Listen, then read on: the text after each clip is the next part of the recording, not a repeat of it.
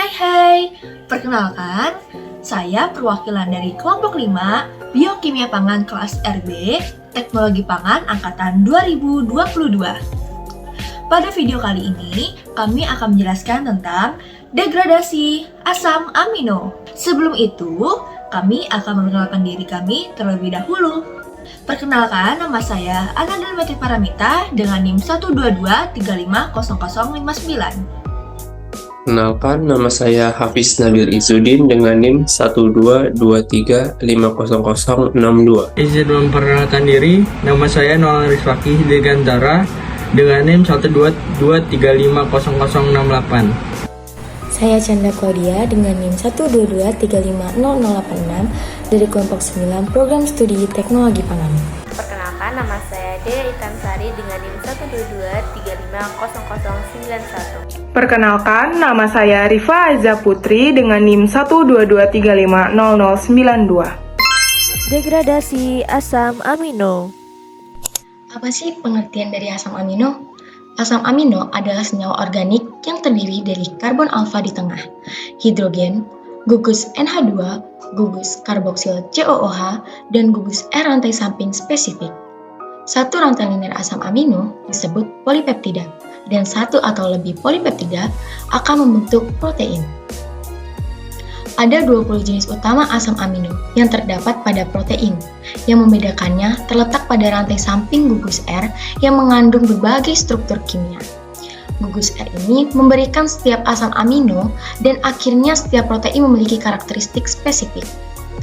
Ciri-ciri tersebut meliputi ukuran, bentuk, hidrofisitas, hidrofibisitas, interaksi, polaritas, dan tingkat pH.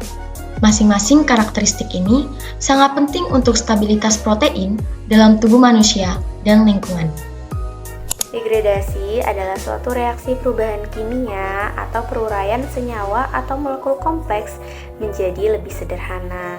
Nah, pada umumnya degradasi asam amino dimulai dengan pelepasan gugus amino yang menghasilkan kerangka C. Nah, kerangka C ini diubah menjadi senyawa antara metabolisme utama tubuh. Nah, metabolisme tubuh ini biasanya terjadi di hati. Degradasi asam amino terdiri dari dua tahap utama, yaitu transaminasi dan deaminasi oksidatif. Transaminasi adalah pemindahan gugus amin dari asam amino ke alfa-ketoglutarat atau oksaloasetat menghasilkan glutamat atau aspartat. Sedangkan deaminasi oksidatif adalah pelepasan gugus amin dari glutamat menghasilkan ion amonium. Yang pertama, transaminasi.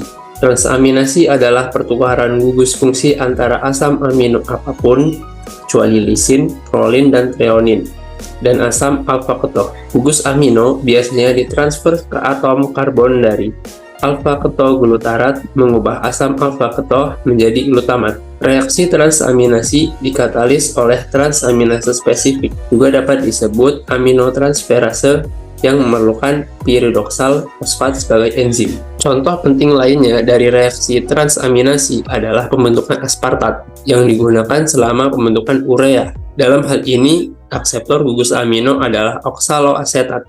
Misalnya aspartat dapat diperoleh dari asam amino lain seperti alanin. Yang kedua, deaminasi oksidatif. Dalam pemecahan asam amino menjadi energi, akseptor terakhir gugus alfa amino adalah alfa-ketoglutarat, membentuk glutamat. Glutamat kemudian dapat mengalami deaminasi oksidatif, yang mana ia kehilangan gugus amonianya sebagai ion amonium dan dioksidasi kembali menjadi alfa-ketoglutarat. Reaksi ini terjadi terutama di mitokondria hati. Sebagian besar ion NH4+ yang dibentuk oleh deaminasi oksidatif glutamat diubah menjadi urea dan dikeluarkan melalui urin dalam serangkaian reaksi yang dikenal sebagai siklus urea. Sintesis glutamat terjadi pada sel hewan dengan membalikan reaksi yang dikatalis oleh glutamat dehidrogenase. Untuk reaksi ini, NADPH bertindak sebagai zat produksi. Sintesis glutamat penting karena merupakan salah satu dari sedikit reaksi pada hewan yang dapat menggabungkan nitrogen anorganik menjadi asam alfa-keto untuk membentuk asam amino. Gugus amino kemudian dapat diteruskan melalui reaksi transaminasi untuk menghasilkan asam amino lain dari asam alfa-keto yang sesuai. Asam amino apapun dapat diubah menjadi zat antara dalam siklus asam sitrat. Setelah gugus amino dihilangkan, biasanya melalui transaminasi, asam alfa-keto yang tersisa dikatabolisme melalui jalur unik untuk asam tersebut dan terdiri dari satu atau lebih reaksi. Misalnya, fenilalanin mengalami serangkaian 6 reaksi sebelum terurai menjadi fumarat dan asetoasetat. Fumarat merupakan zat antara dalam siklus asam sitrat, sedangkan asetoasetat harus diubah menjadi asetoasetil koenzim A dan kemudian menjadi asetil koenzim A sebelum memasuki siklus asam sitrat. Katabolisme rangka karbon dari asam amino dapat terjadi melalui berbagai jalur, tergantung dari jenis asam amino. Rangka karbon dari asam amino dapat masuk ke siklus asam sitrat sebagai salah satu dari senyawa berikut: pirufat, asetil-CoA, asetoasetil-CoA, fumarat, oksaloasetat atau alfa-ketoglutarat. Rangka karbon dari asam amino dapat juga menghasilkan senyawa lain yang penting, seperti glukosa, keton, kolesterol, atau porfirin.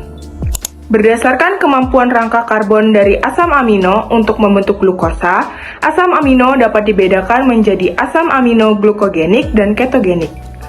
Asam amino glukogenik adalah asam amino yang dapat diubah menjadi glukosa melalui gluconeogenesis, yaitu sintesis glukosa dari senyawa non-karbohidrat. Asam amino ketogenik adalah asam amino yang dapat diubah menjadi keton, yaitu senyawa yang dapat digunakan sebagai sumber energi alternatif ketika glukosa tidak tersedia. Beberapa asam amino dapat bersifat glukogenik dan ketogenik sekaligus.